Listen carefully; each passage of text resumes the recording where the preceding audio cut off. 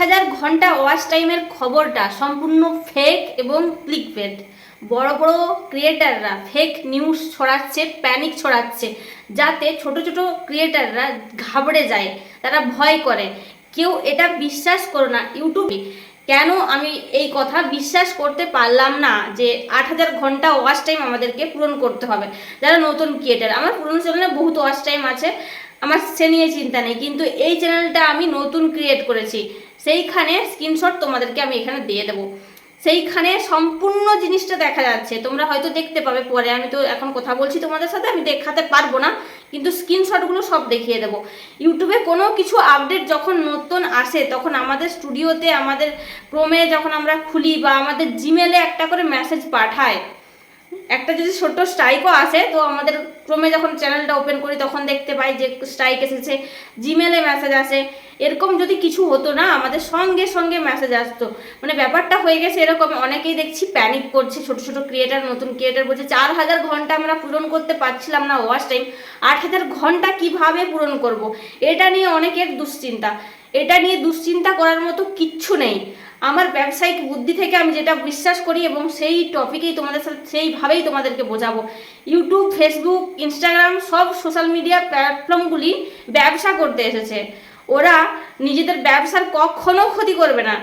তোমাদেরকে যারা ভুল বুঝাচ্ছে, ক্লিকব্যাট খেলছে থাম্বনেল দিয়ে, তারাও ব্যবসাই করছে। তোমরা যাতে ভিডিওটা দেখো, ভিডিওটা দেখে বেশিক্ষণ ধরে দেখলে ওয়াচ টাইম পাবে, ভিউস হবে, সব কিছু পাবে, সেই হিসাবে তারা একটা ক্লিকব্যাট খেলার জন্য ভিডিওটা বানিয়েছে।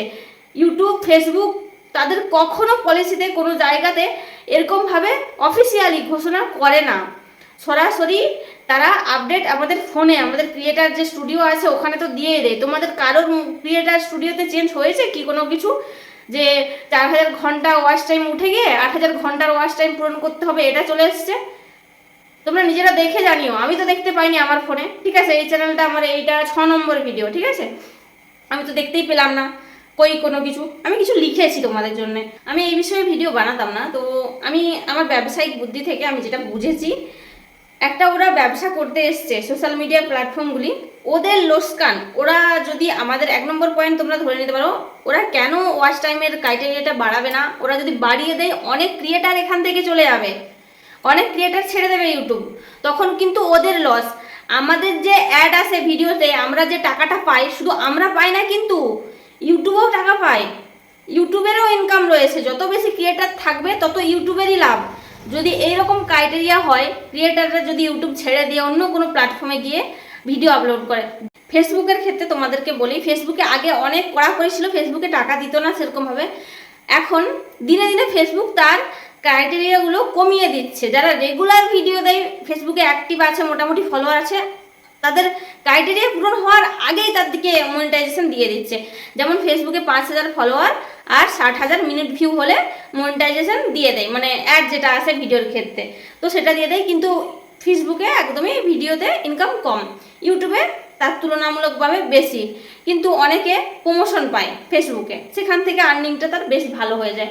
ইউটিউবের ক্ষেত্রে আমি নিজের অভিজ্ঞতা থেকে বলছি, যখন শুরু করেছিলাম প্রথমের দিকে ছিল 4,000 মিনিট ঘন্টা, যেটা আছে আমাদের 4,000 ঘন্টা, ওটা পূরণ করতে বলেছিল ইউটিউব। ওটা পূরণ করলে একমাত্র মানে 1,000 সাবস্ক্রাইবার 4,000 ঘন্টা পূরণ করলে মনিটাইজেশন দিত। তারপর নিয়ে আসলো ওই শর্টেজ, অনেকে শর্টস বানাতে শুরু করলো। শর্টের যে ক্রাইটেরিয়া, যে শর্টেও ভিডিও বানিয়ে মনিটাইজ করতে হবে, 10 মিলিয়ন শর্টস ভিউস আসতে হবে, সেই হিসাবে শর্টেরও একটা দেয়, মনিটাইজেশন অন করতে পারে। এখন আবার দেখছি কিছু কিছু ক্রাইটেরিয়া দিয়েছে যে 3,000 যখন থাকবে তোমার ওয়াচ টাইম, 3,000 ঘন্টা, তাতেও তুমি মনিটাইজ করবে, সম্পূর্ণ হবে না, আধা আধুরা হবে, আরও 1,000 লাগবে। তো ওদের লস। আমরা যদি প্ল্যাটফর্মটা ছেড়ে দিই, আমাদের তো ইনকাম হবে না, আমাদের এখান থেকে ইনকাম যথেষ্ট হয়, আমাদের ইনকাম হবে না, তার পাশাপাশি ওদের মার্কেটটা ডাউন হয়ে যাবে। আমি যেটুকু বুঝেছি, ধরো আমি একটা কোনো প্রোডাক্ট সেল করি, তো আমি সবসময় চেষ্টা করি মার্জিন কম রেখে হলেও যাতে বেশি বেশি পরিমাণে সেল করতে পারি। যখন সেলস বেশি হয় তখন সেখান থেকে ইনকাম বেশি আসে। আমি যদি একটা জিনিস বেশি দামে বিক্রি করতে চাই, তখন কিন্তু সেই জিনিসটা খুব ভালো বিক্রি হয় না।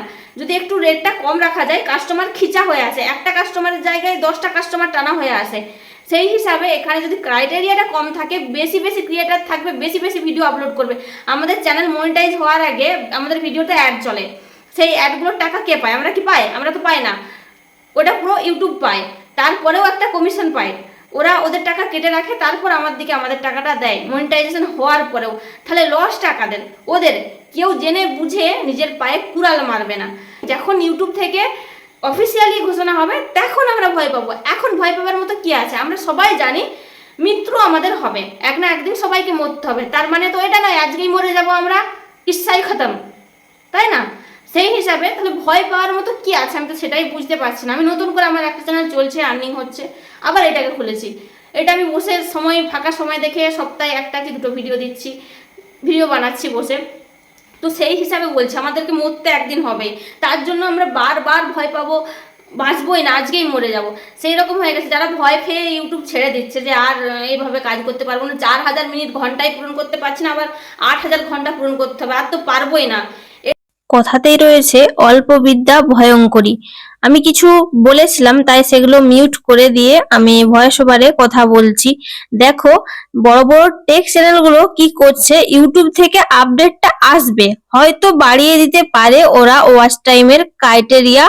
ওদের একটা চ্যানেল রয়েছে ইউটিউব ক্রিয়েটার্স নামে, একটা ইউটিউবের নিজস্ব চ্যানেল রয়েছে, সেখানে ভিডিও দিয়েছে। সেখানে ভিডিও সবাই দেখে না, যাদের টেক চ্যানেল রয়েছে তারাই ওই ভিডিওগুলো দেখে। ইউটিউব ক্রিয়েটার বলে যে চ্যানেলটা আছে, ইংরেজিতে কথা বলে।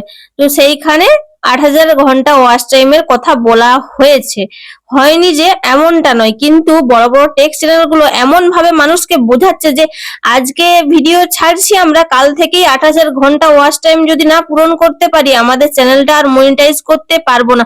এমনটা কোথাও লেখা নেই। 2027 সালের ফেব্রুয়ারি মাসের 1 তারিখের পর এটা লাগু হবে। 2027 সাল পর্যন্ত আমাদের কাছে এখনো সময় রয়েছে চ্যানেলটা মনিটাইজ করে নেয়ার। তার আগে যদি আমরা ভালো ভালো ভিডিও ক্রিয়েট করে যদি সুন্দর ভিডিও বানাই, একটা ভিডিও ভাইরাল হলেই কিন্তু চ্যানেলটা আমরা মনিটাইজ করে নিতে পারবো। তাই অযথা গুজবে কান না দিয়ে ভালো ভালো ভিডিও বানাও এবং আপলোড করো। ভিডিও সুন্দর বানালে সেই ভিডিও যদি ভাইরাল হয় এতদিন অপেক্ষা করার কোনো দরকারই থাকবে না তাতে। আর যাদের অবশ্যই চ্যানেল মনিটাইজ হয়ে গেছে তাদের তো কোনো সমস্যাই নেই, যাদের চ্যানেল মনিটাইজেশন অন রয়েছে। শুধু নতুন যারা আছে তাদের জন্যই এই নিয়মটা হয়েছে। আর 2027 সালের পর এই নিয়মটা লাগু হবে। 2026 সালে যারা মনিটাইজেশন অন করে নিতে পারবে তাদের কোনো সমস্যাই হবে না। এটাই জাস্ট আমার বলার ছিল। ওরা কেন বাড়িয়ে চাড়িয়ে বলছে